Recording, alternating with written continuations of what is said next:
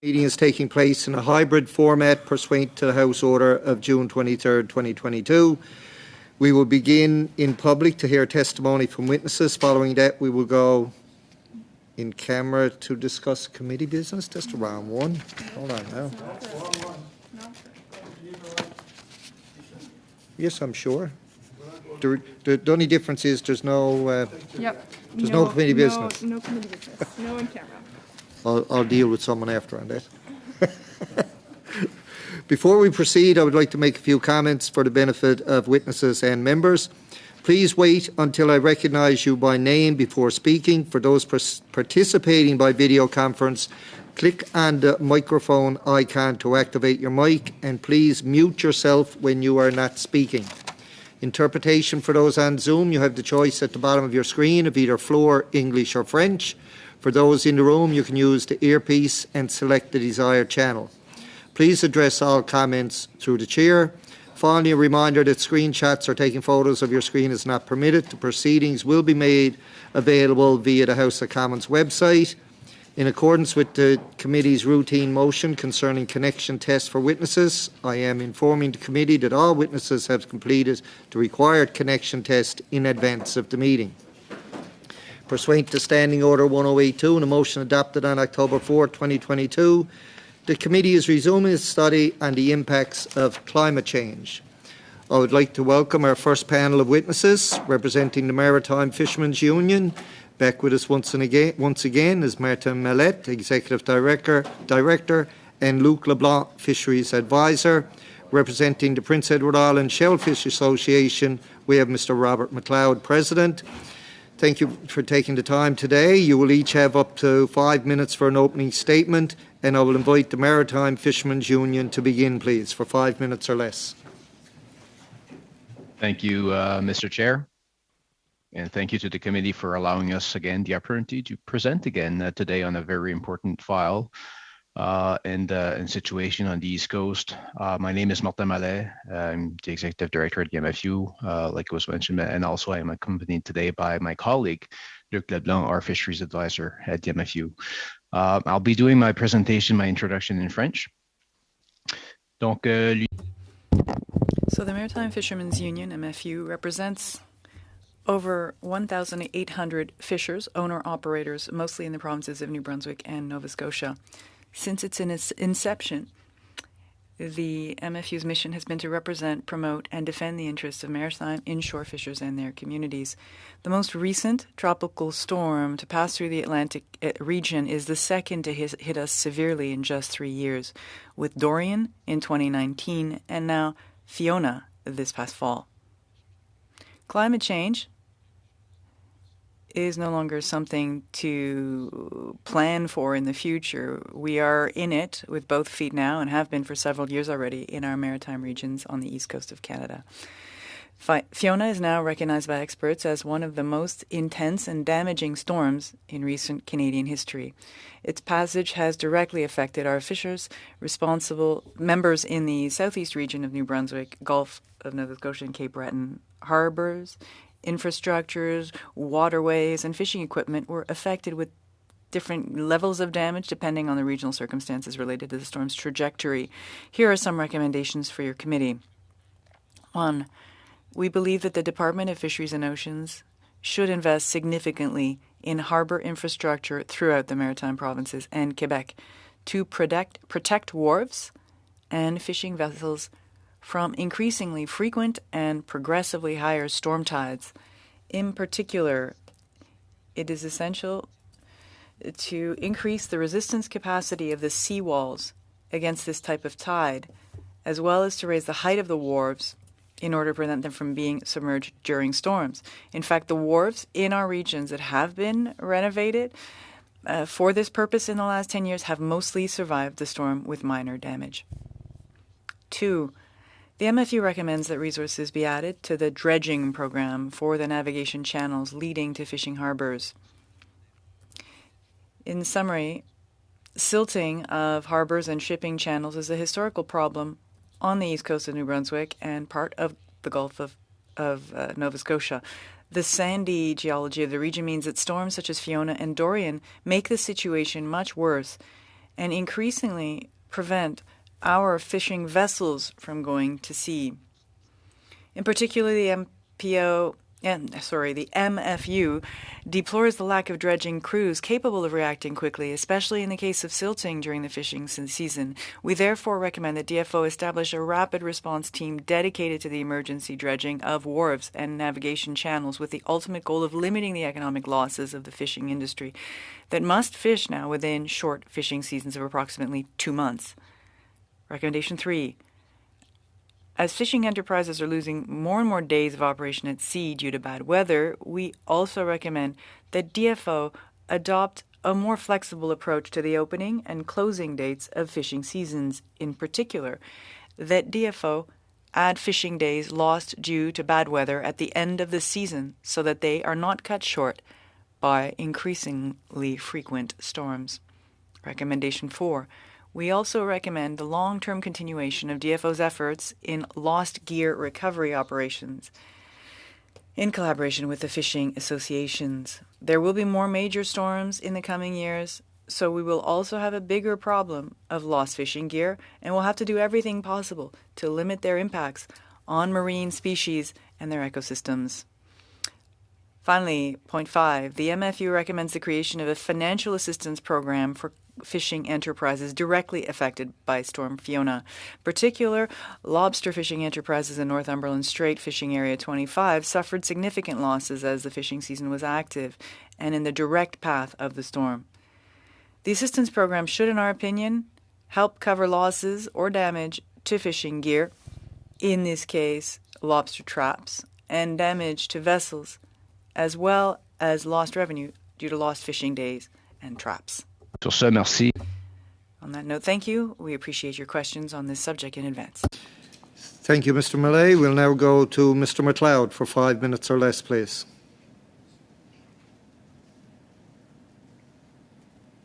Everybody, I'd like to thank everybody for inviting us to this meeting and getting a chance to speak. Unlike the Maritime Fishermen's Union, the Sailfish Association, we don't really have wharves or any gear to get lost in a storm, but we require a lot of access roads to get down to different rivers. Our equipment's our hands, basically. But anyway, in the story, or Fiona, the tide was so high, this caused a considerable amount of the island to get closed down for shell fishery. We represent soft shell clam fishermen, quahog fishermen that require getting into the water to harvest because there's no equipment other than your hands. They lost 2 weeks of their season, which was considerable income. With the higher EI qualifications, that was kind of a critical time of the year when they're trying to get the rest of their stamps because it takes all year to do it. You got to fish the tides. The tide before the hurricane was off, that week after was when the tide was on and the waterways was closed for 2 weeks. So significant financial loss to those fishermen. And in the oyster sector, 3/4 of the island was closed, so there's a lot of fishermen who couldn't fish. In our case, our buyer wouldn't buy because the labs wasn't open to do any tests on the oysters, and he wouldn't buy until he was sure that it was safe to ship. So we lost a week of income also over this. I don't know what the recommendations would be. You can't fix Mother Nature as far as on our part, like on raising wharves or anything, but some of our access roads definitely need work, and a lot of the erosion is silting over our beds. The areas that's got to be desilted due to these storms, and we suffered a lot of financial loss. A lot of fishermen hurt bad over this.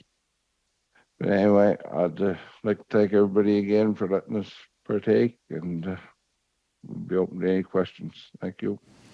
Thank you, Mr. MacLeod. We'll now go to our first round of questions with Mr. Small for 6 minutes or less, please. Thank you, Mr. Chair, and I'd like to thank the witnesses for taking part in our very important study today. First off, Mr. Chair, my question is for Mr. Mallet. I heard you speak about a requirement for significant investment to reinforce existing infrastructure, and it seems like, based on your experience, that reinforcing that's taken place in the past has had some success. Would you like to speak a little bit more on that, please? Thank you, Mr. Small, and I'll probably share this answer with my colleague here, Luc Leblanc. Absolutely. I mean, in the last 10 years, we've had many of our wars, and I'll speak for Eastern New Brunswick and parts of Nova Scotia on the Gulf side. Many of our important wars with, I mean, anything between 6 and 75 boats per wars be invested in terms of raising the height of the ocean walls, of the seawalls, and also some work done around the internal wharf infrastructure. And amongst the wharfs that were damaged in Eastern New Brunswick, for instance, and many of the wharfs had minor damages. I mean, there's a lot of the tide level that was at a level where, I mean, most of the wharfs were underwater for a few hours, but even to that effect, most of the equipment was saved. However, I mean, we have some wharfs that have not received any investments for a long time, and many of the smaller wharfs, especially those that have been divested through the DFO small craft harbor programs, have not received these types of investments over the past 10, 20 years. And they, especially in areas like in Cape Breton, you have many of these smaller wharfs. These are an issue moving forward because, I mean, how do you help these infrastructures out when they are no longer within the authority of the FO to do anything about them? So yeah. How significant a portion of the wharf infrastructure would you say it would be represented by the wharfs that have been divested of? Actually, in Eastern New Brunswick, there's maybe a few of these wharfs, and again, there's not many of them left that have been damaged in this area. And again, the trajectory of this storm in particular was especially severe on the Nova Scotia side of things and PEI. But in our case, we were largely saved by the fact that most of our wharfs had been invested in the last few years. Luc, maybe you want to add? Okay, so go ahead. Oh, yeah, no, one thing I would add, one of the particular pieces of infrastructure that's really important is the seawall. Basically, the more robust the seawall is, the better it stops the storm surge. And the storm surge is really what causes a vast majority of the damage, not wind. And so in some places, for example, in Eastern New Brunswick, we have 2 seawalls instead of 1 now. And that really, really helps with the storm surge. So they're costly pieces of infrastructure, but they really, really work. And we saw an example of that during Fiona. Okay, so that's interesting, that technology where you have one seawall outside of the other one. Correct, yes. So you protect the second seawall, which inevitably protects the wharf infrastructure. Correct. So the first seawall basically takes the brunt of the storm surge, whereas the second one is there to sort of pick up the rest, I guess. It really works. Thank you. Mr. Mallet, in the wharves in your area and the people that you represent, how many have been rebuilt, reinforced over the years, and how many remain that need to be worked on? Maybe Luc, you want to add to that question as well? Yeah, I mean, there's particularly in southeastern New Brunswick, a vast majority of the wharves have been significantly worked on. It's less true in other areas of the Maritimes. In terms of proportion, I would say probably, I don't know, 50 to 60% of the wharves have been invested in, and the others not, or not so much anyway. And once again, we could really see the difference between a wharf that has been, invested in and not. I'll just add that in many cases, for the wharfs that have not been, the federal wharfs that have not been renovated in the recent years, there is work done, or there was work done to look into what type of improvements they should be getting in the next few years. So in some cases, if they've not been worked on yet, it is in the plans that they will get some kind of investments in the coming years. Now, when is that going to be? I can't reply to that. Thank you, Mr. Small. There's only 5 seconds left, so we won't give you a chance to turn on your mic, maybe. We'll now go to Mr. Morrissey for 6 minutes or less, please. Thank you, Chair. Briefly to Martin, and I like your recommendations, Martin. But I want to. One of the issues that appear to be coming up is the availability of contractors to get the work done, get the work out the door. We're facing that in PEI. How would you could you give a recommendation to the committee of other methodology or other avenues to get harbour work out? Could we use the port authorities more to speed up the process? Could you give me your opinion on that? Yes, that's an excellent point. And we've had a meeting recently, actually, with the small craft harbor at the FO, the director in the area here in Eastern. Because my concern, Martin, before is we're going to put money there. The government's committed to putting hundreds of millions of dollars, but time is the biggest issue. So that's where I want you to give us some recommendation advice. There aren't many of these contractors. That's one thing. And the other thing, in some cases, they don't have an existing contract or a long-term contract. So, for say, if there's an emergency and there's no contract open or active with these contractors, they can basically say no. And this has happened for us in one particular case with one of our wharves. Where there was need to do some dredging right after the storm, and the particular contractor in this case said no because he had something else to do. So Luc maybe can expand on that, but that was a very if you could stressful just briefly, situation. But I want to, because they go between two departments, and I want to get to Mr. McLeod on the shell fishery. But is there a role for the port authorities to speed up the process where they could deliver smaller projects on behalf of DFO? Is that something you would be prepared to recommend? I would recommend that. I mean, Okay. the small craft harbors are generally your local fishermen leaders. They know their wharf, they know their channels, they know their area very, very well, better than anybody else, better than myself and Luc.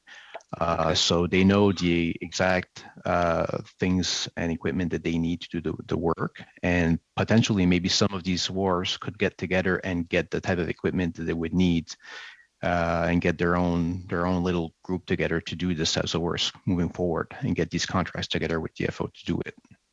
Okay, thank you, Martin. And I'm going to go to Mr. McLeod, and I'll call him Bob. I know him quite well. Bob, yes, the damage done to the shell fishery, especially the wild oyster fishery, is not something that's visible. A wharf is visible. We can see the damage. We could see the other damage. But could you elaborate a bit more on the impact, which was significant to the wild oyster fishers' income during that period of time? Could you give us a range of what the number was? Yeah, thank you, Mr. Marcy. Yes, like the oyster fishermen, like I say, we suffered financial loss. Like, for instance, it was only in our second full week of the fall season when it happened. Mm-hmm. The previous week, a lot of fishermen had a real good week, probably 4,000 or 5,000. Mm-hmm. The next week, when you couldn't sell, you had nothing, like no income. Yeah. I was after Minister Fox here in the Island and Innovation PEI, and to offset it, they give us $1,000, but like it took 3 weeks to get it, so it was pretty tight going for us, like financially. So the big impact on the wild fishery is directly in the pocketbook of the fisher, because your infrastructure is, as you pointed, it's basically your arms, your hands, and this is unique in maritime Canada, Atlantic Canada, because I believe, correct me if I'm wrong, Bob, but wild oyster harvesting only exists in the bays of PEI. Pretty well. Well, yes, and the only way to harvest wild oysters on PEI is with tongs or hand rakes. Same as quahogs, you can only use your hands, and soft shell clams, you can only use your hands. So it's not a lot of equipment other than your hands and your body. So what would you recommend to this committee that the principal hurt to your fishery was in the loss of income? Loss of income was the big thing. Yes, loss of income. What about your wharf infrastructure that you have at Bettyford, Bob? We were pretty lucky in that. There were 3 mussel boats tied to it. The wharf was right under the water. I was scared when the tide went down we were going to have some damage. The wharf itself stayed good now. We had water come into a couple of our buildings. But there was 2 oyster buyers in particular in the area. Their buildings were under the water right to the doorknobs. Their offices and everything was underwater. But we were pretty lucky as far as that goes. Now, I know the growers suffered loss of cages and stuff. You know, they had damage. They'll be appearing something else. Anyhow, well, thanks, Bob. That's my only questions. You were clear on what it is. Mr. Chair, that concludes my questions to Mr. McLeod and Mr. Melee. Yeah, I do. It's 5 seconds left. We'll now go to Madame Debienne for 6 minutes or less, please. Thank you, Mr. Chair. I'd like to thank our witnesses once again, who are always providing very relevant, useful information, giving us so much information about these variables. I have a question for Mr. Mallet or Mr. Leblanc. Earlier, you referred to considering the repairs on some of these harbors, given the fact that some harbors that were recently renovated were able to resist the storm. Did you target some areas that are more urgent? So I would imagine the areas where the storm hits hardest and where the storm tends to pass. Is there a scale of priority that you would set for really the focus on those areas that have to be dealt with first? Luc, did you want to answer? Or should I? Go ahead if you want. Madame Desbiens, I would say this. We were relatively lucky in New Brunswick, given the fact that the storm hit more to the east. But as Mr. Leblanc said earlier, often it's the rest of it, the waves, there were some fishing vessels that were actually lifted above wharves. The tide was high, and our owners had to basically park with their trucks on the wharves to prevent their boats from something happening to their boats. So there's an issue about the height of the wharves. The idea of, as my colleague was mentioning earlier on, some kind of a storm break, the breakwater rather. There's a constant dialogue underway to try to determine what the list of priorities would be to see what areas are most affected. That being said, as Mr. Morrissey mentioned earlier,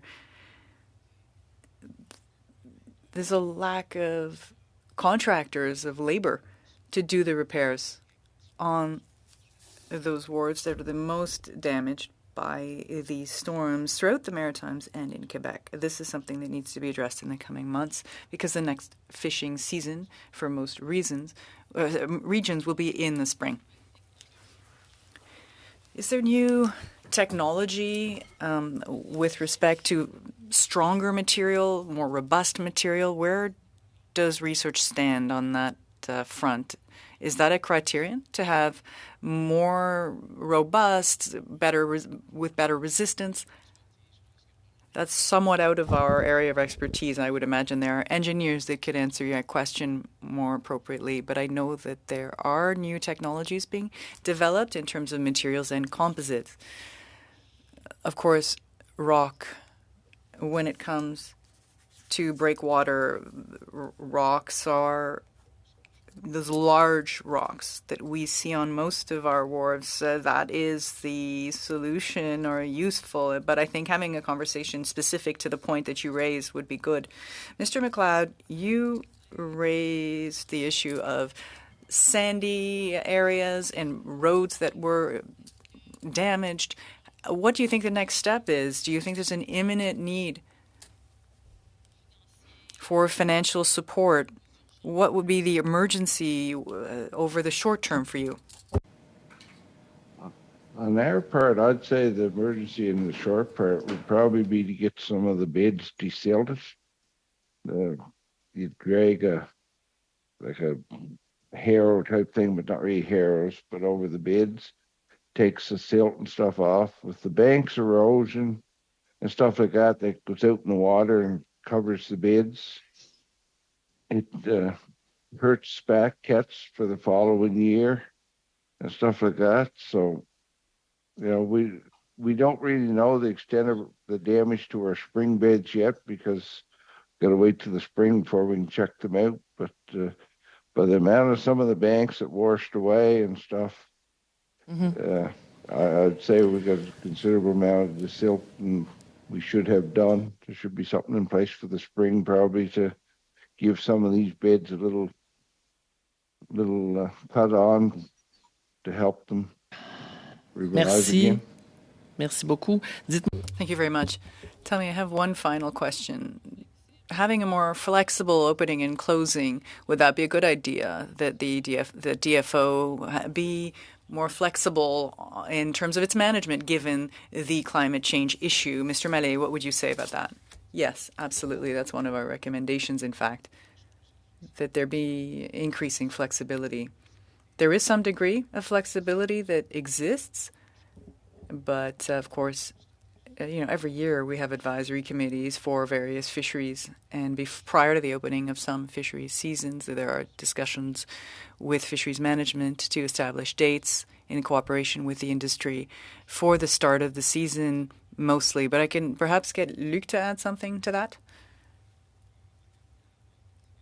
Elsewhere in Atlantic Canada, there are mechanisms that lead to the option to start a fishing season earlier rather than ending the closing later. What ends up happening is there's a loss of days if not. In our area, there is a mechanism where you can advance by 4 days the opening of the fishing season, meaning that you would lose fewer days. It exists. You don't have to reinvent the wheel on that one. Your time is up, I'm sorry. I thought you'd said I still had a minute. I'm sorry. It goes fast when you're having fun. We now go to Ms. Cirillo now for 6 minutes or less, and welcome her to the committee in place of Ms. Barron today. Yes, thank you very much. And I thank so much for the witnesses today. And I will have some questions for Mr. LeBlanc and Mr. Mallet if I have time on infrastructure.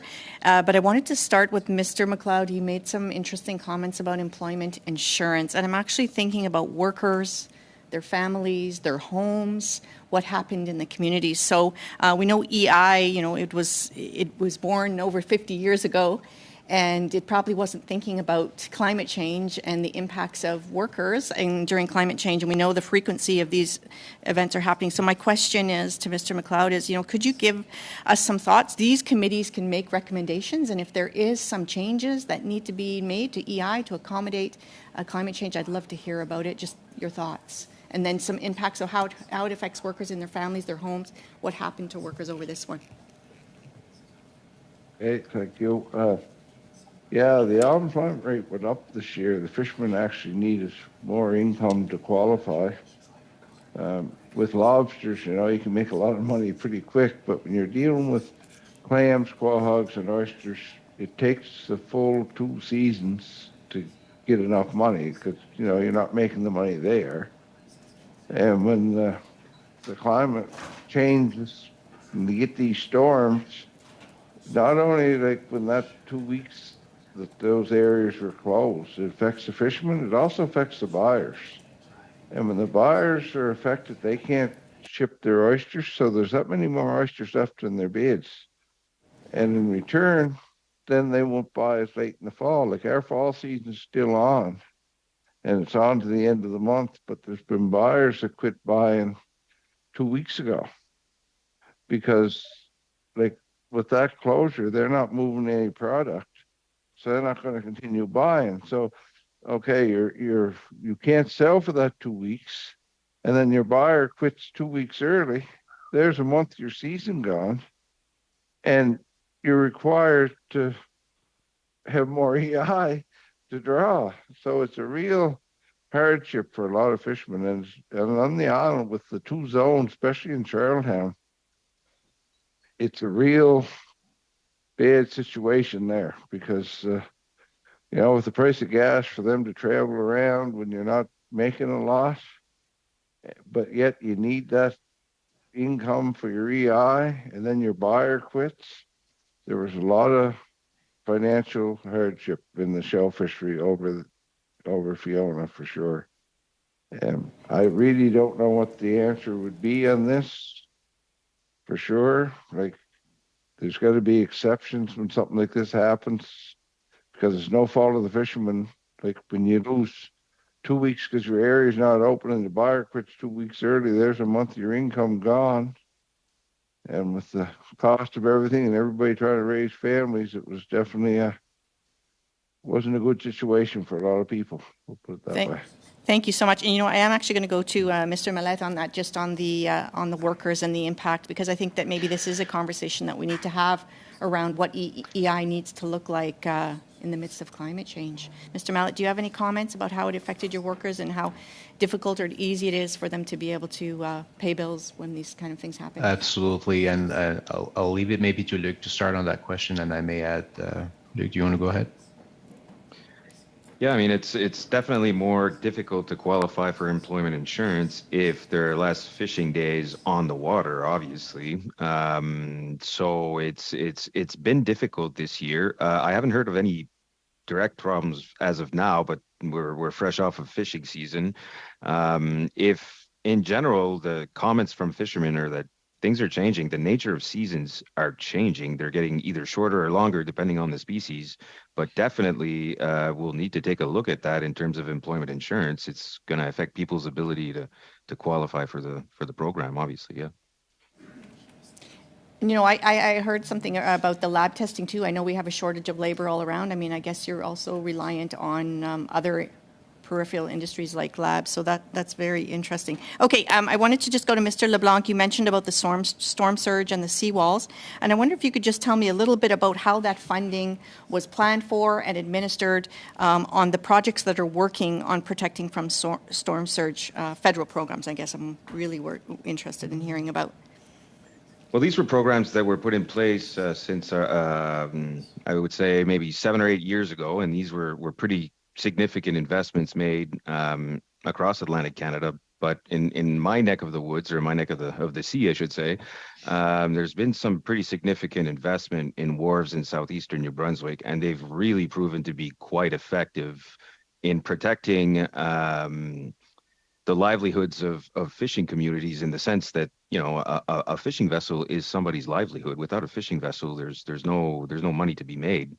And so we were really fortunate. I'm not going to use the word lucky. We were fortunate that we had virtually no damage to vessels where these investments were done. And so this is it's a long process. Obviously, there's still a lot to be done, but I would really like to stress the effectiveness of these investments. And was there any ROI done on, the saving of, you said vessels were saved. Is there any opportunity to do some ROI on that, where we look at the investment made and how much it saved the communities? Good question. That would be, that would be an interesting project. I can't answer that question, to be honest, but that would be definitely an interesting project. Thank you, Ms. Cirillo. Your time is up. We'll now go to Mr. Perkins for 5 minutes or less, please. Thank you, Mr. Chair, and thank you, witnesses. Oh, hearing myself in this earpiece here. I was interested because in some of the comments, particularly around the state of the Southeast New Brunswick wharf infrastructure, because my riding, the one next to it, which probably have the most wharfs per square mile than any part in Canada, so, the South Shore of Nova Scotia and the Western Shore of Nova Scotia, the DFO estimates it's going to take $700 million to get them up to operational efficiency. So New Brunswick Southeast, for some reason, those are in really good state of repair, 60%. Did that happen when the Minister of Fisheries represented that area? Mr. LeBlanc? I'm not sure on the exact timing. I think it might have started a little bit before that, so maybe 10 years ago, but they did occur since 2015, yes. But it's also a long-term project. Mr. Millett, I found in my writing, I think this is true in most places, a lot of the wharf managers are volunteer, and they're under a lot of pressure already from fishermen about who gets what spot, the state of the wharf, and we seem to go through a lot of them. I don't envy them their job in balancing those local politics and pressures. Now with the state of what's happened as a result of Fiona, are we going to, and the state of some of those wharfs, are we going to have trouble finding people to continue to manage these wharfs, both the small craft harbor ones, but also the ones that have been devolved? It's already an issue. I mean, we have the same volunteers on these wharf authorities than we have on our own fishing councils within the MFU, for instance, and other associations. One of the recommendations that I'm hearing a lot from our volunteers is that they would need some extra funds, maybe from DFO, to help them with the operations of the small craft harbors, port authorities. I mean, everything is costing more these days, especially with this inflation that we're in right now. I mean, that could be one thing moving forward that could help us hire some people to help these port authorities do some of the legwork and not just leave it all into the hands of volunteers. Okay, I'd like to turn, Mr. Millett, to a question. After Fiona, you and I talked about the immediate short-term need. At the time, we thought it was for extending the season in LFA 25, but a few days later, when I think the fishermen saw the state of the gear, that was not a viable option. And you were looking for programs not only for income support, but gear replacement. Have you seen any money on gear replacement? And for that matter, have we seen any money flowing to repair the wharfs that you're aware of in PEI and Nova Scotia and New Brunswick that were damaged? No, there's no programs that we've seen of yet that are particularly focused on on helping out fishermen with this recent storm. Now we're hearing that some discussions are in progress within DFO and COA, for instance, and in some cases with some of the provinces. But that's, for us, is kind of our next step, is to put some time there to see what we can get out of that and how we can collaborate with the government to put together a program that can fit. First step for us was to take care of all of the ghost gear, or most of the ghost gear that was created by the storm in LFA 25. How about the timing of that, though? Because we have spring seasons coming up and not much ability to do some of this work in the winter, whether it's gear, whether it's the wharfs. And the spring season starts at various places. Obviously, the one most affected in 25, I think, starts in May or June. Can you comment about the timing? What happens if none of that is in place by then? Yeah, I'll let it maybe to Luc to answer that, because he's getting the brunt of the calls right now, actually. Yeah, I think that's a very good question, Mr. Perkins. Time is of the essence because the spring season, as you mentioned, is coming. But the real particular problem is the availability of materials to build these traps. There are really serious backlogs, from what I'm hearing for fishermen. Folks are going to have to wait months to get traps that they've already ordered last month, for example. So time is indeed of the essence, that's for sure. And what happens if that's not ready? No traps, no fishing. It's that simple. Thank you, Mr. Perkins. You're right on the mark. We'll now go to Mr. Cormier for 5 minutes or less, please. Merci, Monsieur le Président. Merci à tous les témoins. Thank you, Mr. Chair. Thank you to all the witnesses for being here this morning. And in closing, quickly, rather, with respect to Mr. Perkins, I'm proud of the investments we made at small craft harbors. Were it not Mr. Leblanc, I don't think we would have had $400 million in additional investments for small craft harbor, nor in the fisheries, nor new legislation in the fisheries for owner-operators. In my region, there was some money funding, but it wasn't enough.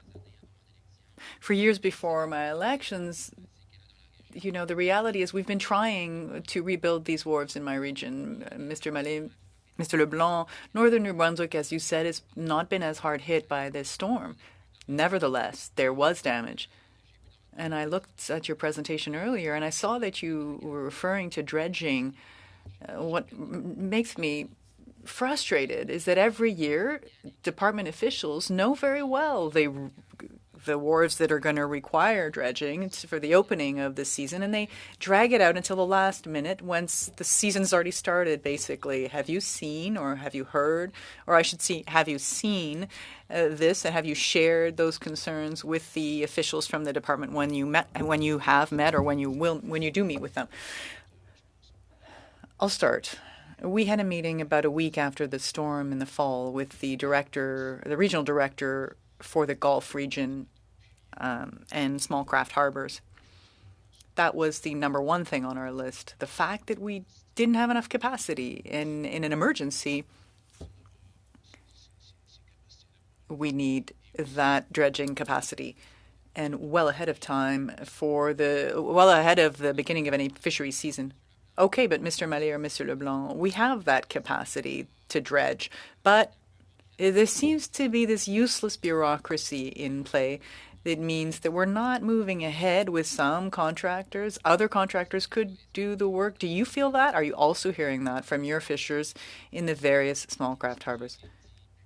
What we were told, and I think it would be an excellent suggestion, would be to establish a multi-year contract for these things. Instead of having to renew the contracts on a yearly basis or to do it in a piecemeal fashion, to have 3-year, 5-year contracts with contractors who know ahead of time that, look, you have a priority list. These are the wars you have to focus on first. And in the case of, of an emergency like this, that they be available to do the work without us having to set up a long process, which can take months to establish,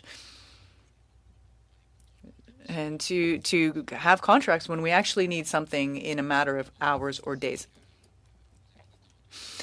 You said that some of the wharves that were rebuilt over the last few years are more resilient or more able to resist these storms. I have some examples of that in my riding, or in Caraquette, Valcomo, Lance Bleu. There was almost no damage. What I want to get to is this.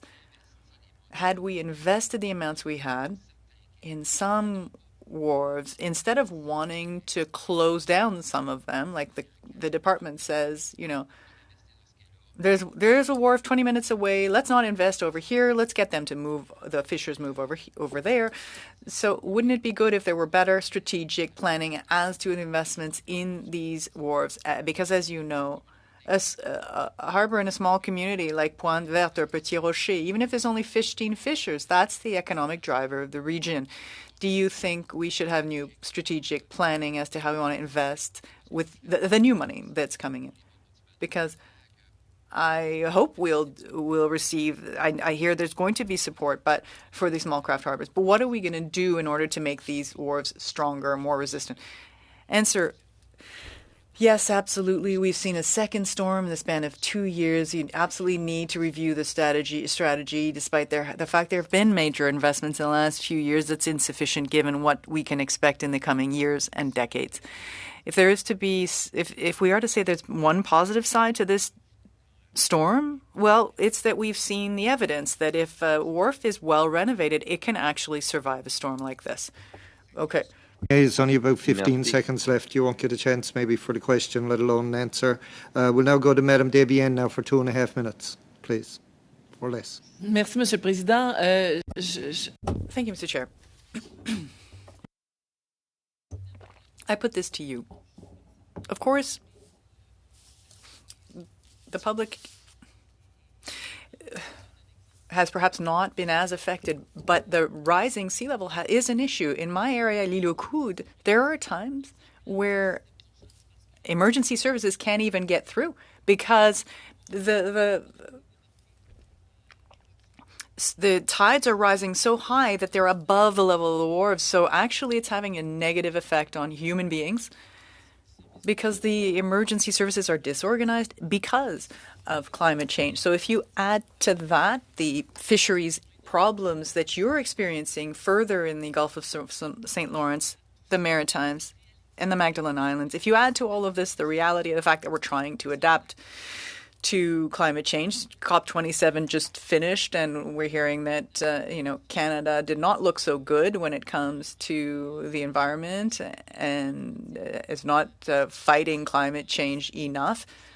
Do you think we need to just act in a palliative way, or do we necessarily, absolutely need to launch a massive attack against,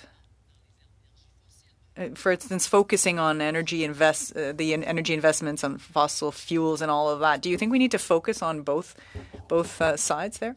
My quick answer to this is that investing now in infrastructure that can withstand the type of storms that we've seen, the type of environment we'll be dealing with in the coming decades, will cost us a lot less to do that now than to wait to be in a situation where you have actual wharves, complete infrastructure disappearing in the context of a storm.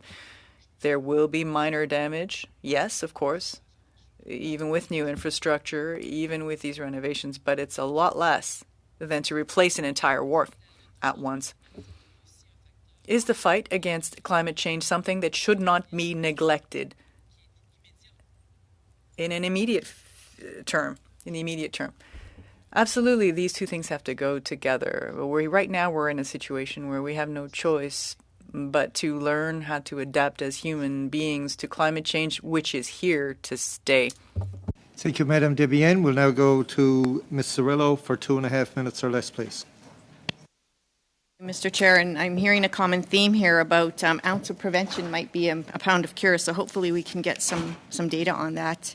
I wanted to just visit Mr. Mallette. You had mentioned about a rapid response, and I'm just wondering, my question is this: is there a rapid response protocol in place now? And if not, what would an effective one need to look like? And then if there is some time, I'd also like to ask you to expand a little bit more on federal investment plans on wharfs and what was effective in the ones you spoke of and what could be maybe modified or changed to be a little bit better. I'll just, I think, answer the first question by saying that there is no rapid response as of yet to the climate change crisis, to any type of situation where we have a wharf with the magnitude that we just saw. We should, and I like Mr. Cormier's suggestion of having a strategic committee or a group focus on putting together some kind of a strategy here moving forward for all of Eastern Canada, and also, all of our coastlines, West and Atlantic as well, Arctic. We need to deal with it now. Like I mentioned, if we don't, the cost is going to be 100-fold later on. And the second question, was you had mentioned about the federal wharf investment plans, that they had been effective, and I was just wondering if you could expand a bit on that. Let us know what was effective and if there was any gaps or things that could be modified. Luc, do you want to take that one? Sure. I what was particularly effective is raising, once again, raising seawalls. I stress again that what really causes a lot of damage is less the wind and more the storm surge. And so the idea behind protecting wharf infrastructure is beating back this storm surge. So to me, the most important piece of infrastructure in a port is the seawall. Doubling them is a very good idea. Making them higher is a very good idea. Thicker as well. And then after that, raising the level of decks on wharves, because as Madame Desbiens underlined, the water levels are rising, and if a wharf is submerged, it's practically useless. Thank you, Mr. Rillo. We'll now go to Mr. Arnold for 5 minutes or less, please. Thank you, Mr. Chair. I'll start off with Mr. Millet, if I can.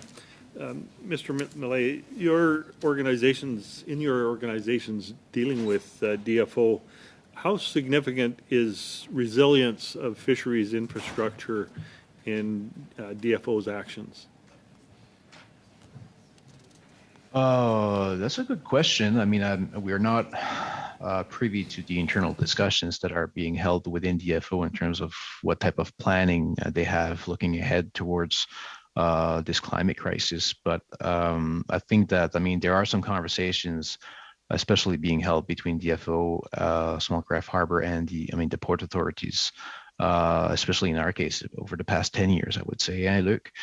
So I mean, there is some planning there, but again, I think one hurdle that we've been seeing time and time again, and it's been mentioned earlier, millions of dollars can go so far, but I mean, we're talking billions of dollars here in investments moving forward. If we really want to have an impact on all of our infrastructures that are important across Atlantic Canada and Quebec.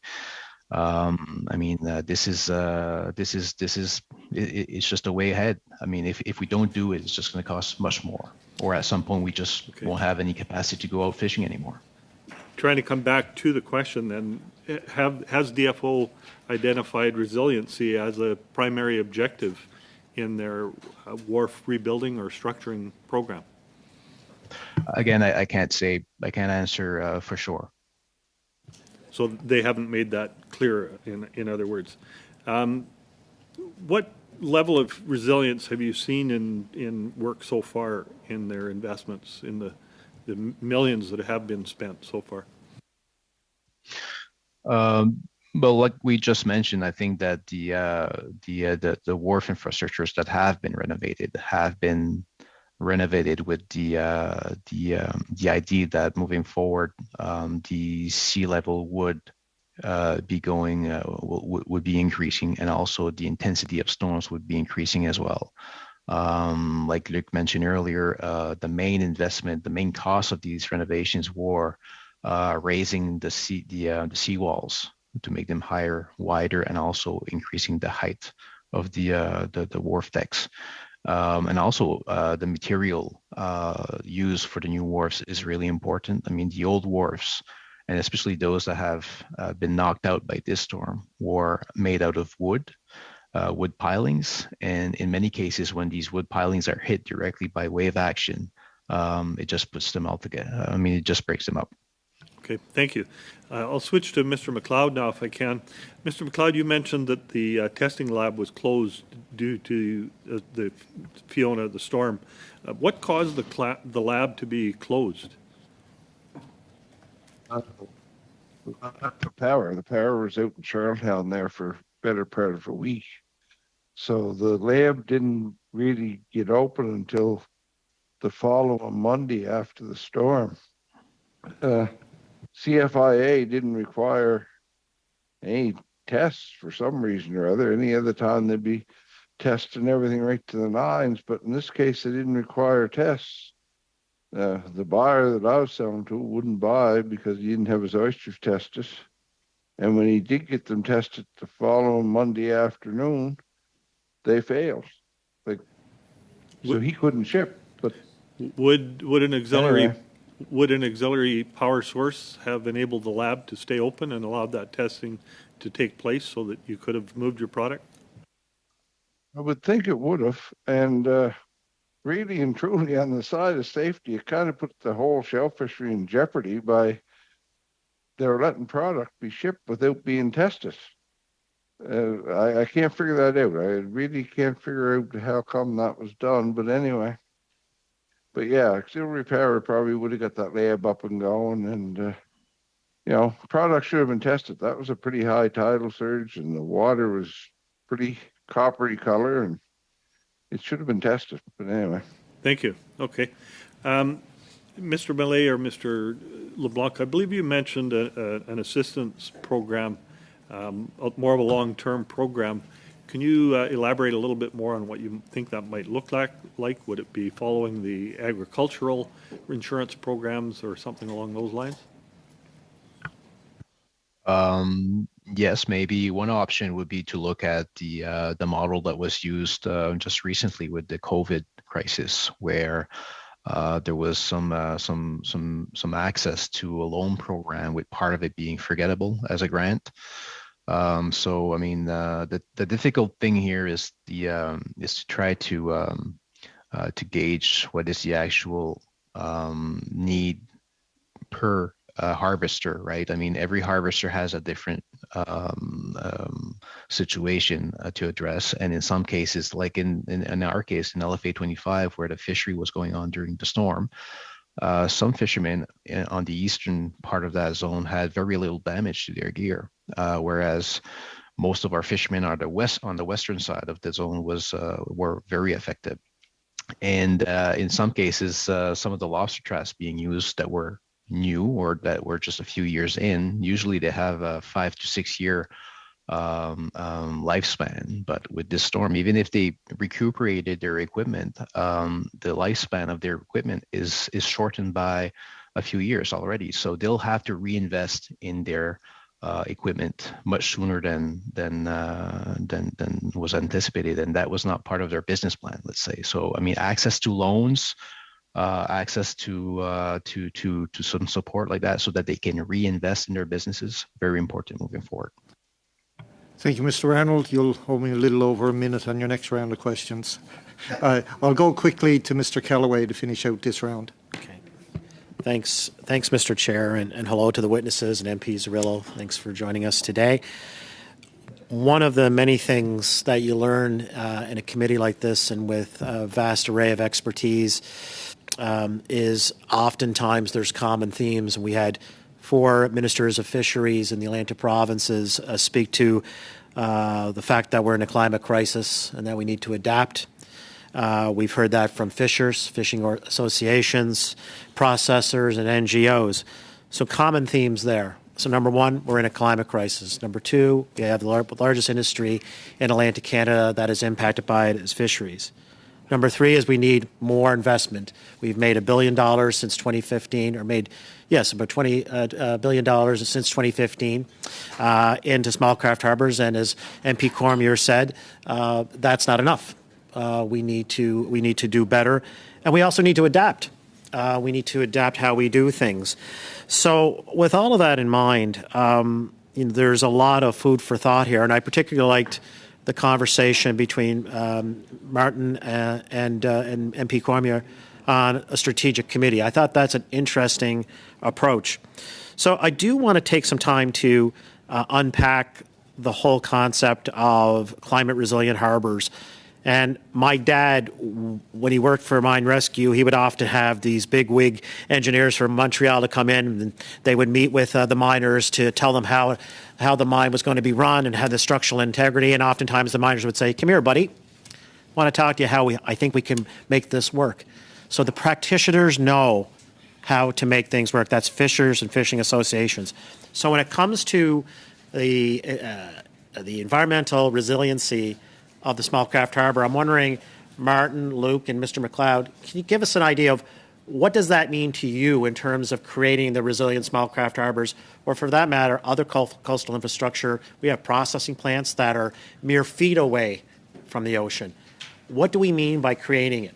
Environmentally resilient small craft harbors and other infrastructure. What does that mean to you, and what are the steps that need to be taken, say, in the next year or 2 or 3? We'll start with Martin. You know what? I think we need to put a strategy group together, a focus group to look at all of these angles and put them together. This is going to be a long thought and a work process. We need to get not only fishermen and I mean MPs and DFO personnel, but also engineers and climate experts also to try to get ourselves an idea of where we're going with this climate crisis here on along our shores, right?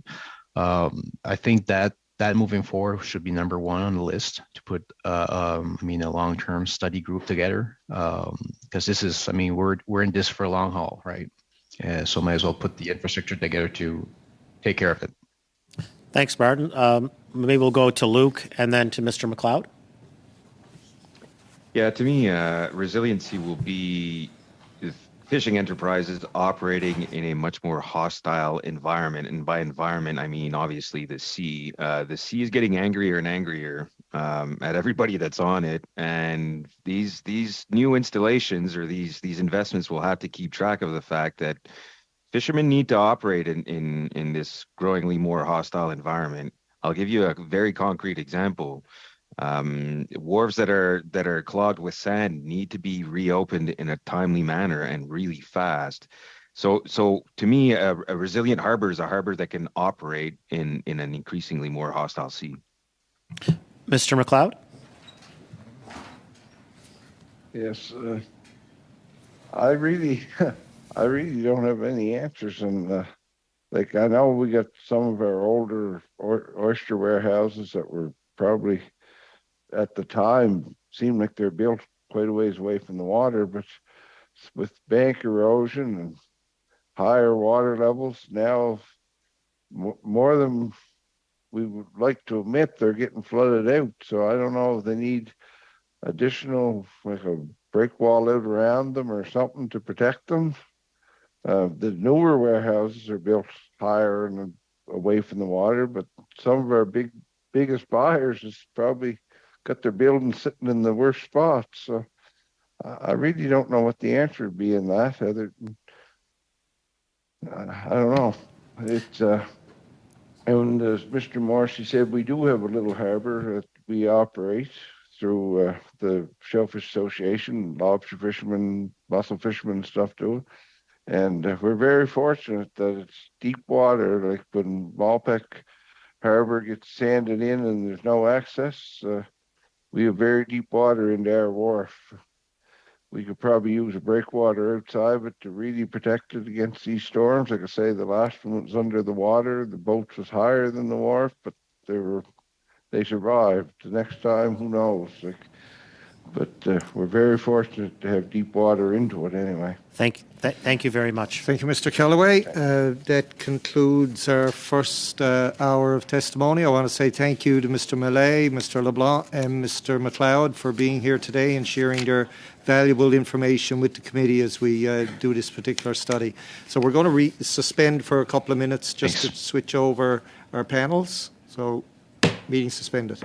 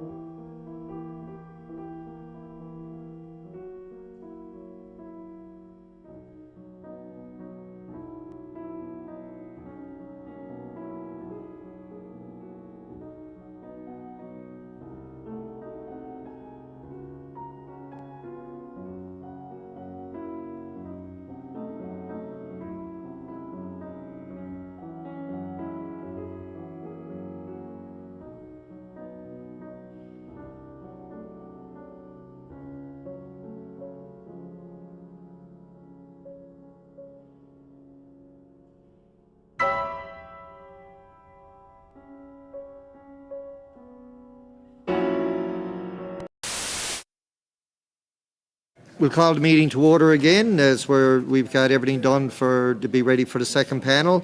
I would like to make a few comments for the benefit of the new witnesses. Please wait until I recognise you by name before speaking. For those participating by video conference, click on the microphone icon to activate your mic, and please mute yourself when you are not speaking. Interpretation for those on Zoom, you have the choice at the bottom of your screen of either Floor, English or French. For those in the room, of course, you can use the earpiece and select the desired channel. A reminder that all comments should be addressed through the chair. I would now like to welcome our witnesses representing the Fisheries Council of Canada, and here in person, Mr. Paul Landsbergen, President, of course no stranger to FOPO by no means.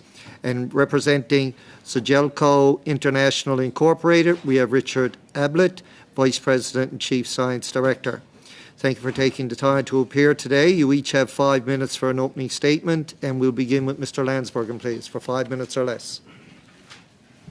Thank you, Mr. Chair, and thanks to the committee for the invitation to appear. And it's a great pleasure to be back here in person, the first time this Parliament. As many of you know, the Fisheries Council of Canada is the national trade association representing processors across the country, and all of them also harvest. For the topic of the study today, I'd like to say that I've personally worked on climate change policies for 3 different sectors over the last 20 plus years to varying degrees at times, and I've looked at mitigation, adaptation and resiliency directed policies through that. So I'm pleased that you're conducting this study, and it's a big topic and every little bit helps. To give context to how Hurricane Fiona affected my members, I should first describe a bit of where they operate and how. My members operate processing plants at wharves, and their harvesting is largely done, but not exclusively, using frozen at sea vessels. If the plants do receive harvest from frozen at sea vessels, the wharves are largely privately owned and correspondingly large and then on deep water.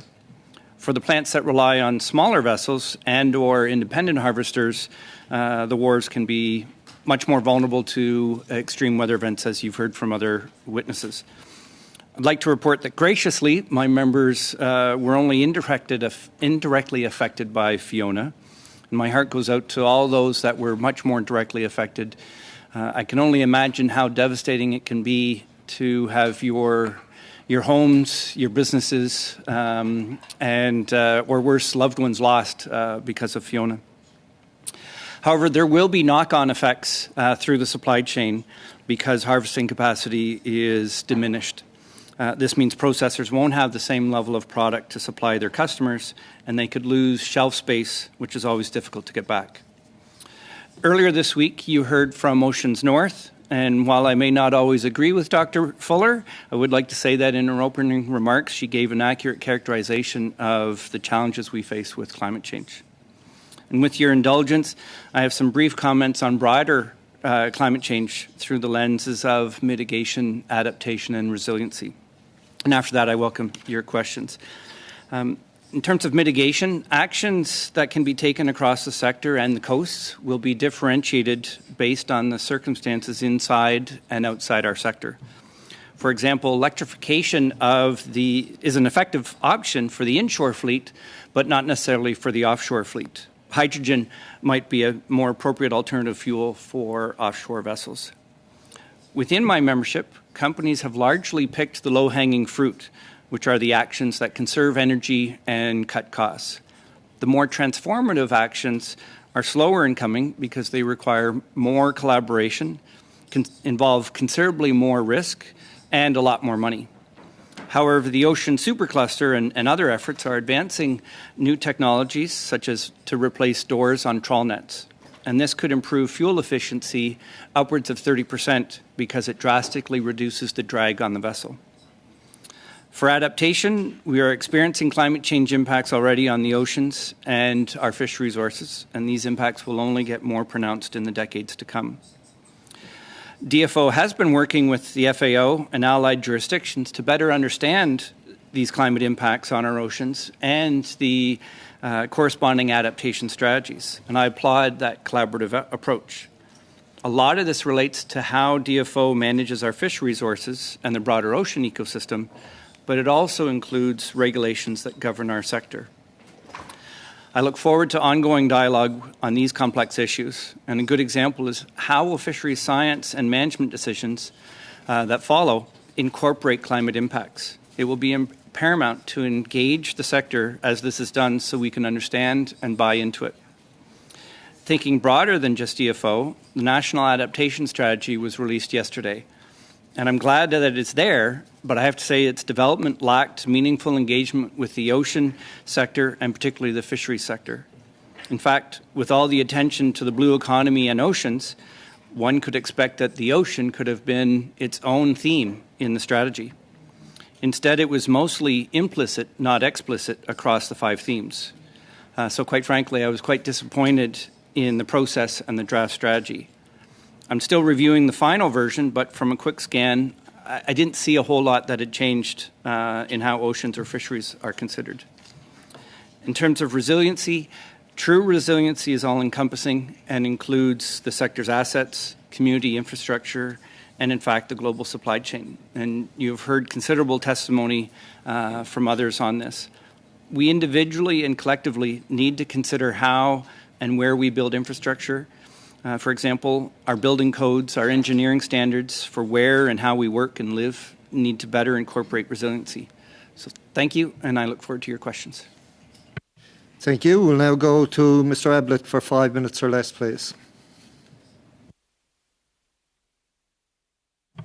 You're on mute.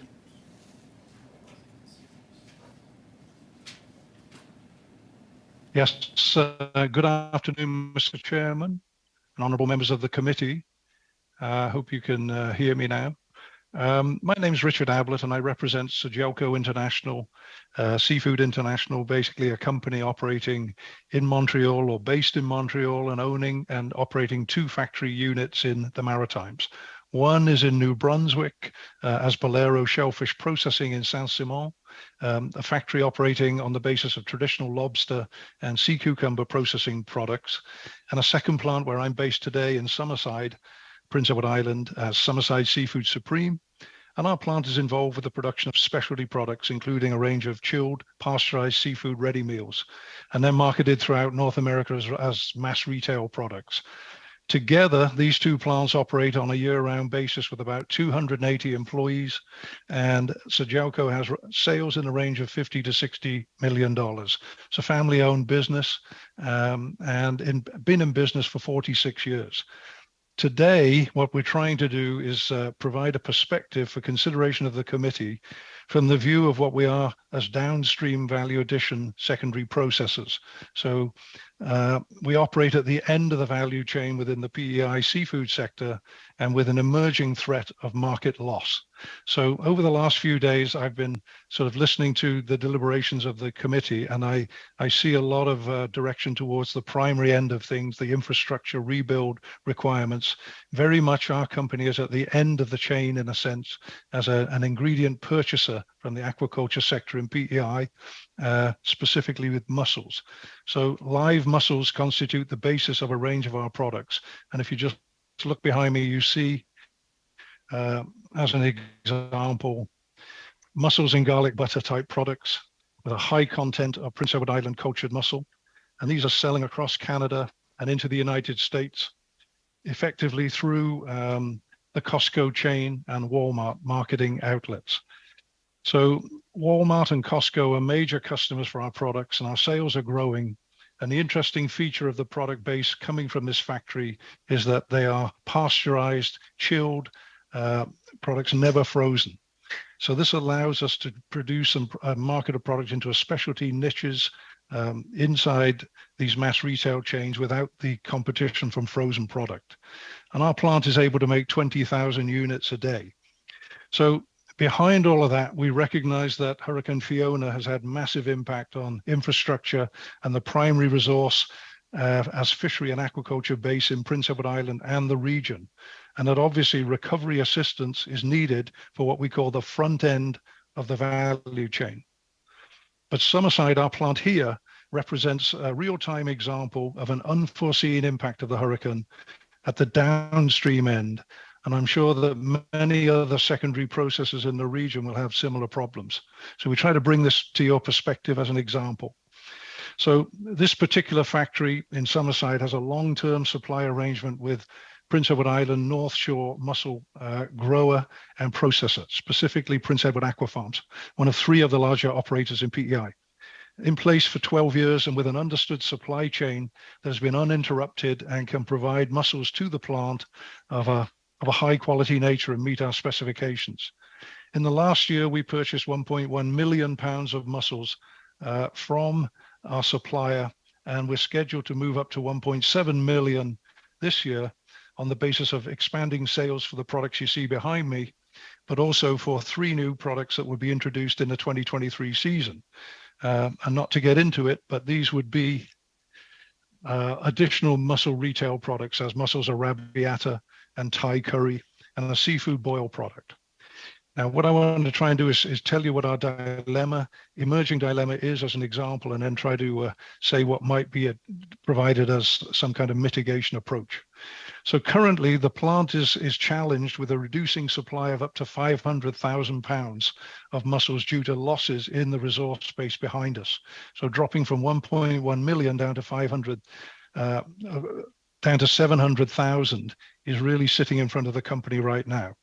And obviously the supplier needs to look after their own resources and their own customers, primarily as a live market supplier. Mussels are moved out across North America, as you know, and represent something like 80% of the supply coming from Prince Edward Island. So this reduction to our processing operation can result in a problem with our firm's capacity to meet the customer agreements that were set last summer with mass retailers on pricing and availability. So this is really an issue that can significantly impact the business. And we're probably able to expand our sales or launch new products if the supply to the operation is actually reduced. The supplier has raised its price to the factory here due to the impacts of Fiona and the need for cleanup costs. So for clarity, Monsieur if we only receive 700,000... Point of order. On nous signale que... We're being told that the sound is cutting out for the interpreters. Okay. Yeah, your 5 minutes is up anyway, a little bit over. But if you could move your boom up, say, halfway between your upper lip and your nose. Does that work now? Is that better? Yeah, it sounds better there now. But I'll go to Mr. Landsberger now for his opening statement, because we're going over the 5-minute mark. Okay, apologies for that. Oh, yes, I already had. Yeah, I'm sorry, I'm behind. Yeah, behind again. We'll go to Mr. Bragdon for a round of questions, I guess, to start off with, for 6 minutes or less. Well, thank you, Mr. Chair. And look, it was such good testimony. It's okay to hear it the second time, I'm sure. But look, thank you to our witnesses that are here today, and for taking the time and sharing valuable insights and the effect that Hurricane Fiona has had and its aftermath on your respective sectors. We've heard a lot from the witnesses so far about, and they've made it very, very clear the absolute need and urgency around adaptation and making sure we have resiliency of infrastructure in place to handle and to deal with the ever-changing climate that we're facing. And I think everyone that we've heard from have emphasized that. And I want to get your individual perspectives as to if you feel there has been an adequate response and an urgency to the response thus far from the government in relation to making sure we get the infrastructure back up to where it needs to be at the resilient levels that it should be in time for the coming seasons that will adequately, support our fishing sector and those at all ends of that cycle, and at all ends of the fishing sector, whether it be those who are on the water or those in the processing side or those in the storage side and capacity, and those in the marketing, and obviously sharing the good quality fruits of the sea that we produce here in our region around the world. So I just would like to get both of your perspectives. So I can start with you, Mr. Landsberger, and then move to Mr. Ablett. Thank you, Mr. Bragdon. Very good question. And So I mean, because I don't represent the harvesters that are on all the wharfs and certainly the ones that are directly impacted by Fiona, I don't really have the position to say too much in that, but I think every little bit helps for sure. I think the adequacy of the government response will be dependent on how much can be covered by private insurance that the harvesters hold and all that.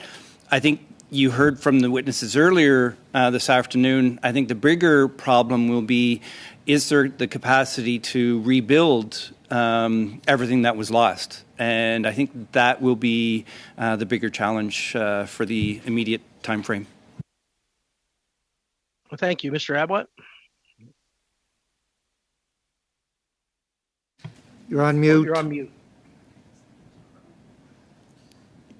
You're on mute, Mr. There is effort underway to, Mr. Bragdon, to obviously improve the infrastructure and put it in place.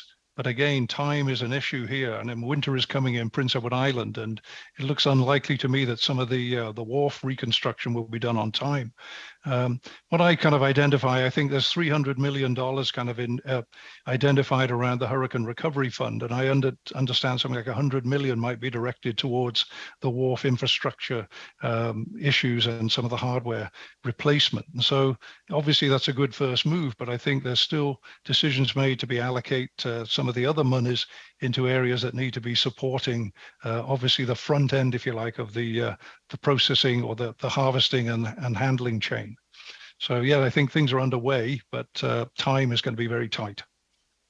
Yeah, we're hearing that. It seems, Mr. Ablett as well as Mr. Landsberger. And I want to go back to Mr. Landsberger on this question as it relates to, the development of a capital asset management plan that was to be put in place. I believe it came out of a recommendations report from 2019 to the House of Commons Standing Committee here on Fisheries and Oceans. And just wondering what kind of progress has been made on that? And do you see that the plan is adequate, or should it be revised and updated to certainly take into consideration the ever-changing factors on the ground that we're seeing? I'm afraid I'm a bit of a loss because I'm not familiar with that strategy or plan. Okay. All right. I don't know if Mr. Ablett would have any familiarity with it. No. Okay. No. Well, it's one of the ones where I know that there's been a lot of talk around making sure that we have sustainable small craft harbors and making sure that we have good infrastructure in place going forward. And I think this has been the repeated message, is that we hear a lot about the climate urgency, a lot around that aspect. And we hear some promises, but it seems like the response so far has been inadequate and not enough to meet the urgency of the moment and the need, especially to get our infrastructure in place, as well as the equipment that the harvesters need to do what they do best, which is get out there and harvest the fruits of the sea that we love to see harvested. And it's bringing that urgency to the table that's going to matter the most. And I think we've heard, and we can gather from this, there's a lot of talk around taxation as it relates to climate change. I think we need a whole lot more talk around adaptation and resiliency of infrastructure and making sure the immediate investment is put where it needs to be to get things to market on time and get these harvesters back on the water. Thank you for your time today. Is that all my time, Mr. Chair? Pretty well. You got about 20 seconds left, so not much time to get in a question or a comment with that regard. So I'll move on now to... Mr. Chair, if I could take that 20 seconds. I think the most important thing to think about is, as Ms. Cirillo said earlier, a pound of prevention is worth, or what is it, a penny of... An ounce of prevention is worth a pound of cure. So, investing in adaptation proactively rather than reactively, I think, would be very valuable.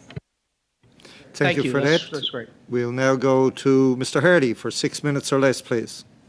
Thank you, Mr. Chair, and welcome to our witnesses. Mr. Landsberger, I was really curious about your comment that the facilities that are owned and operated by your members did very well.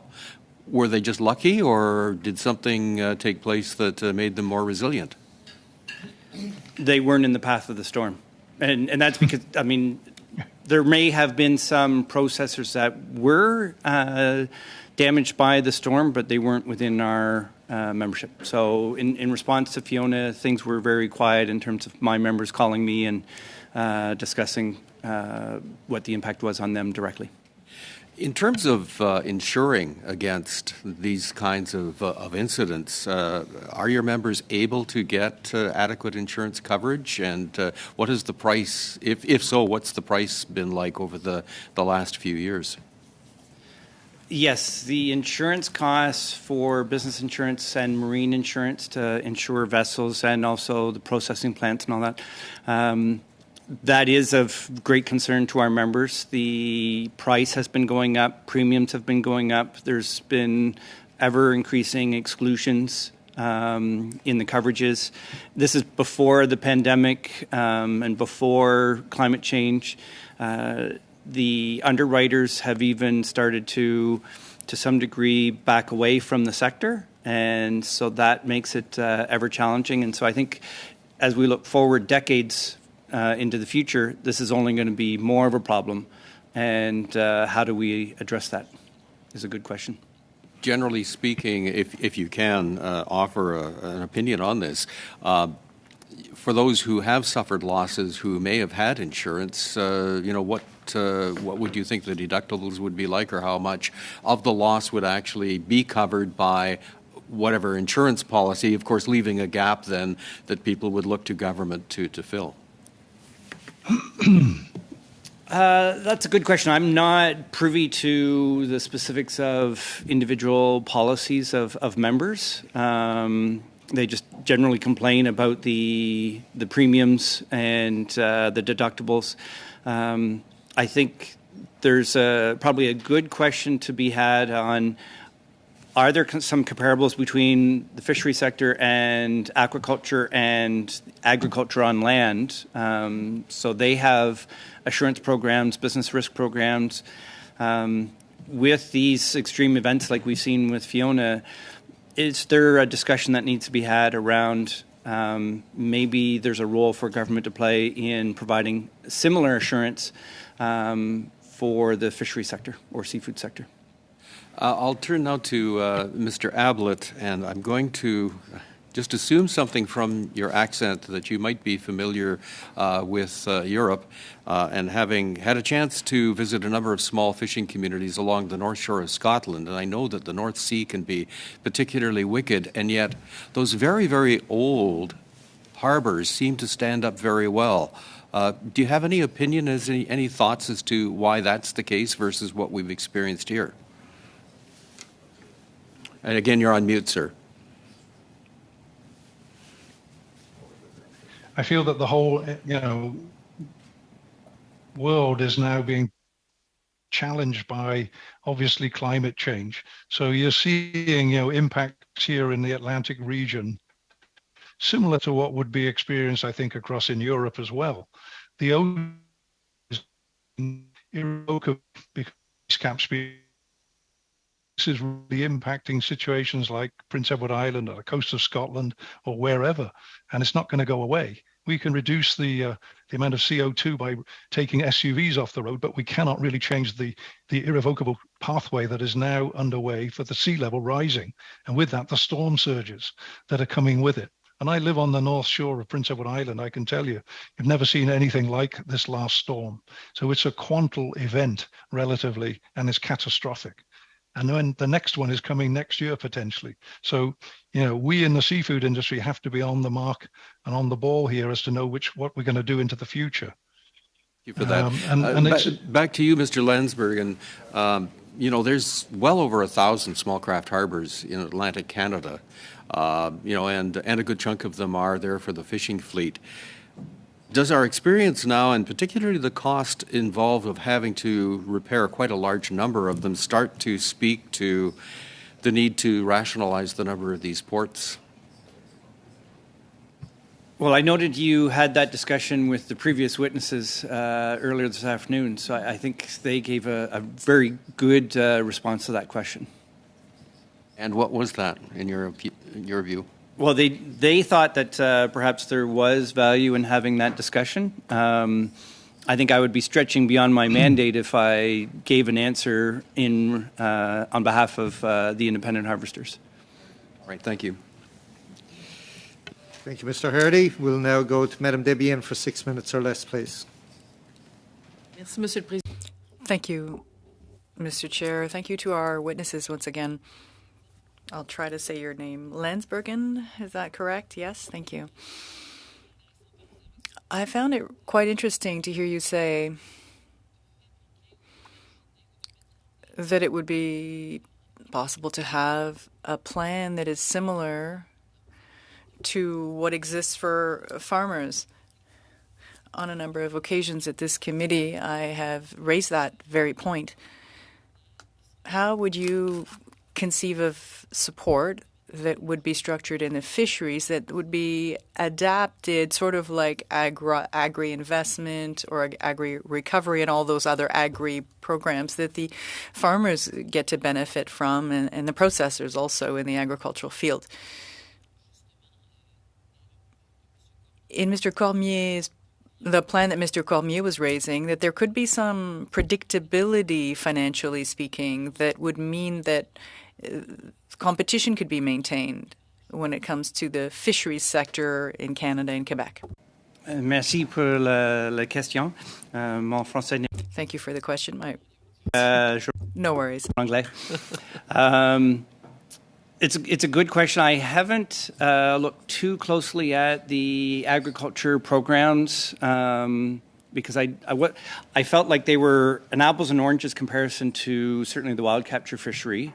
But having looked in preparation of this appearance, I'm thinking there may be some more relevant aspects to the assurance programs that they have that, even if it isn't exactly the same, may still be very helpful in the seafood sector. And I think the market impact, so the loss of income for whether it be harvesters or processors, because the capacity can't be replaced immediately. You've heard the challenges of the delay in getting dredging, the delay in rebuilding the harbors, replacing the vessels. And so I'd have to look at it deeper to see, what that means. But I think there is some possibility there. Monsieur Mallet. Mr. Mallet and Mr. Cormier were speaking earlier, and it was quite interesting. I use the word predictability because they were thinking about a long-term or even a medium-term plan so that this labor shortage and the insecurity facing this whole issue of rebuilding the wharves, it's a result of the lack of contractors available. So the idea of having a plan in place that would mean that contractors would have a plan over, let's say, a 3 or 4 year period, establishing priorities for a priority case for some of these wars over others, and all of this at the end of the chain. Do you think, because do you think that would have a result at the end of the day, because there would be a more secure supply? In other words, there would be more security through this process. Do you believe in that? Yes, without a doubt. Always looking at things strategically and trying to have a plan in place, because without a plan, the plan is to fail. One thing I guess that comes to mind is in the immediate term, when on the offshore harvesting side, if there's a loss of a vessel or whether it be through a sinking at sea or an unplanned breakdown, there are opportunities for companies to have other companies harvest for them. And I don't know if something similar exists in the inshore fleet where now that there's a number of harbors that are not operational, vessels have been lost, can others help to still harvest the products so that there's some income coming in? I don't know how that happens on the inshore and whether that would help. Tout ce qui est amélioration. Any kind of improvement within the chain would inevitably be positive for you, correct? I mean, the predictability, the assurance that infrastructure will be maintained, that the repairs will be made, that for you would mean security or stability, correct? Yes, definitely. For processors that rely on independent harvesters for the raw material, that would definitely benefit them for sure. Yeah. Merci. Thank you. Thank you. We'll now go to Ms. Sorello for 6 minutes or less, please. Thank you, Mr. Chair. And I'm going to start my questions with Mr. Landsbergen. And I appreciate the little bit of a shift of the lens this afternoon on the second set of witnesses, and want to talk specifically about food security. There was some mention of downstream. Well, it doesn't get more downstream than who's eating it. So I wonder, Mr. Landsbergen, we did hear some testimony today about testing, and we know that it can be very dangerous to have product that hasn't been tested. So that was in my mind when I think about these questions. So on the food security front, my question's around, are there some safeguards that should be recommended in light of what happens with climate change and the lack of maybe power generators, refrigeration? Then what infrastructure is needed to protect supply chain? We heard a little bit about roads and washouts, and then also just on the safety consumption of goods. Like, what are the kind of things that we can do to make sure that we plan for food security? We are relying on these goods for consumption. Yes, thank you for that. I mean, our products are in the cold chain supply, and so they have to be refrigerated or frozen. And for those cold storage, they need to have backup power to maintain the product. If it's frozen, then yes, for a certain period of time, they can rely without power. But if it's fresh, live, then it's a much closer bandwidth of thresholds that need to be kept. In terms of testing and things like that, certainly the labs would need to have backup power so that they don't lose their capacity. But how often do we expect to lose power for a week in such vast areas? Maybe our expectations and backup plans need to change because of that. Mm-hmm. Thank you very much. And I wanted to also revisit the mention that you made of maybe some missing pockets of engagement around the National Adaptation Strategy. And I actually printed that out today to come to committee because it is, it's important to have this wider conversation about what that investment needs to look like. So, we haven't talked today anyway about Indigenous lands and Indigenous communities. And I'm just wondering if there has been meaningful consultation with Indigenous communities in relation to this National Adaptation Strategy that you saw within the report, or your thoughts even in community. From my vantage point, I just think the level of engagement with the fishing sector as a whole, whether it be Indigenous operators or non-Indigenous operators, I think was left wanting. And as I said, I think given the importance of oceans to Canada, we've got the largest coastline in the world. We have significant commitments to manage our ocean ecosystem and fish resources, yet there wasn't that much attention to the strategy. And maybe it's too high level. DFO has certainly been working on it in terms of what impacts can we anticipate in the decades to come for the ocean ecosystem and its impact on fish resources.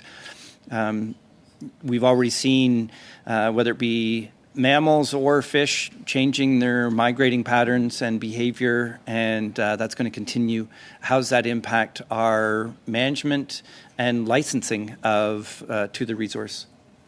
And I agree with you, and it would be nice to see oceans plan separately. The last question is just on EI, employment insurance and loss of income. It was mentioned in some of the testimony today.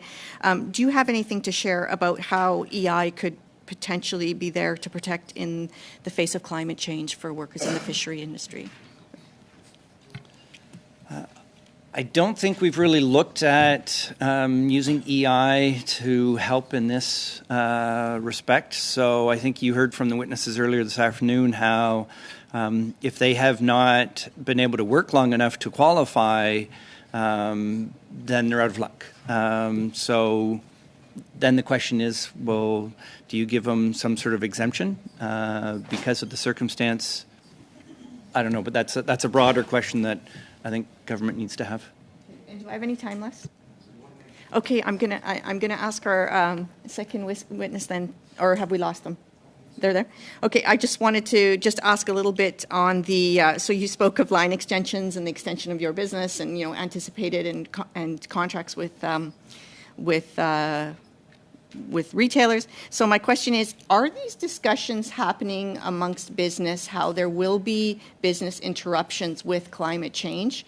And are Plan Bs happening for something like a line extension? You mentioned a few of them today. Are these the conversations that are happening in industry that you can share with us? Yes, thank you for the question. I feel there's not enough attention being addressed to the idea of the impacts of the Fiona on downstream marketing. There's a lot of attention obviously paid to infrastructure rebuilding, but the entire chain, a value chain, it obviously consists of primary resources going through to products that go to the end consumer.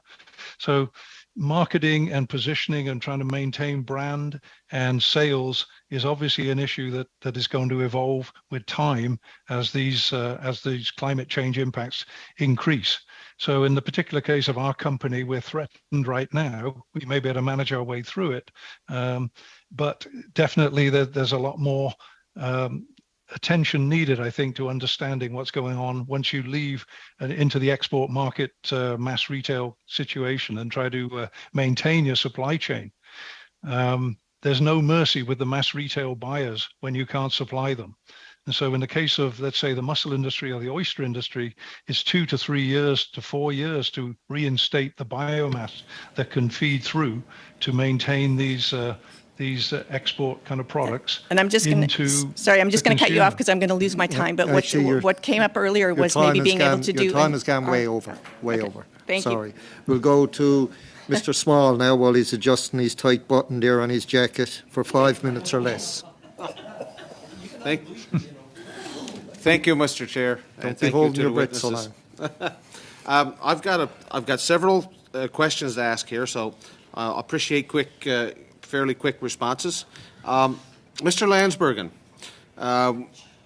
I've heard that there's one master underwriter in the marine industry, Lloyd's of London. What happens if they deem there's too much risk due to worsening storms and whatnot, and they decide to pull away from the fishing industry? Well, it would certainly be a challenge. There are other resellers and insurance brokers that the companies use now. So not everything is entirely with Lloyd's of London, but it is certainly a big player. Options which may or may not be that effective could be self-insurance and getting together as a group to provide insurance. Very complex. I know it's happened in other sectors, but with us, with our sector being so diverse, that would be a huge challenge. Thank you. So the government is using climate change as an excuse to expand MPAs, and new maps are out in areas in Atlantic Canada, BC, and the north. Are these new areas going to impact your members' ability to harvest? Yes. Okay. Did you want a longer one? You told me to keep them separate. No, keep them short. You can have a few seconds. Yes, definitely. And we have to go from 14% to 30% by 2030 in 8 short years or 7 short years. We just ask for a lot of engagement with the sector throughout the process so that we know how we're going to be impacted, know what the conservation, the protection objective is, the threats, the vulnerabilities, so we know how maybe we can innovate and address those without having a closure, for example. So engagement would be part of the solution. So we see the effects of climate change when it's right in front of our eyes. Warming oceans mean shifting migration patterns amongst fish stocks. What's your knowledge of steps, if any, that DFO is taking in its science program to keep up with this shifting in the ecosystem?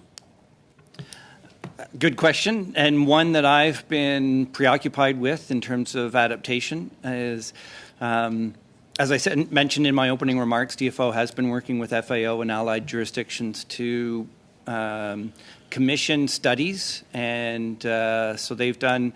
FAO has a thick tomb study from I think 2018, 2019.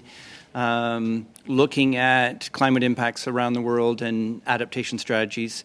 DFO's also looked closer at home for our coasts. The challenge will be when they start incorporating that in the stock assessments for individual fish stocks, and how they communicate that to the fishers and harvesters that persecute that fishery. So would you say that what we saw in the closure of the mackerel fishery this year is an example of science not keeping up? What have you heard about the plentifulness of mackerel in Atlantic Canada?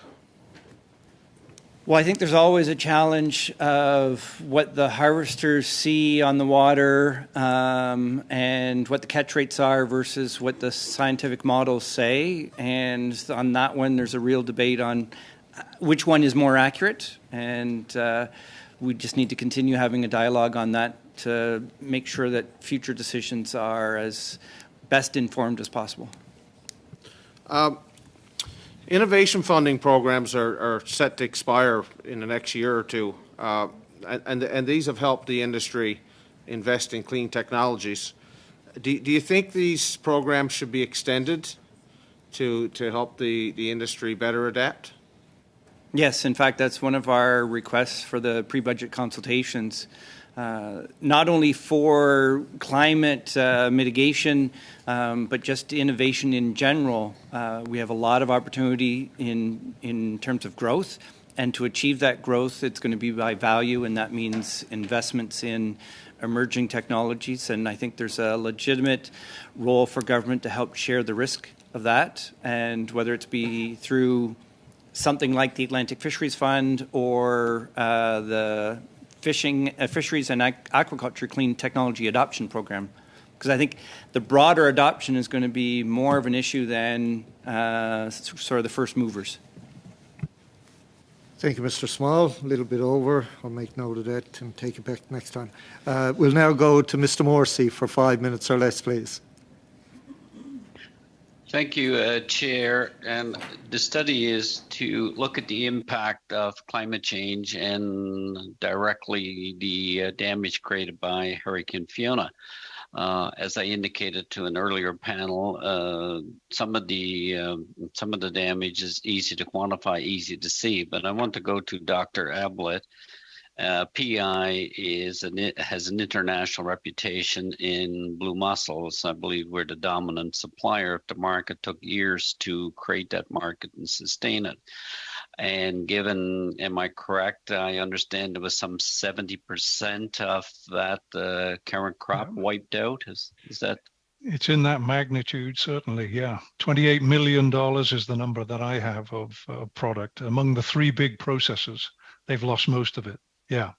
And then the other part we don't see as well is the seed available for the crop. So how does that impact the supply in the next couple of years, Dr. Ablett?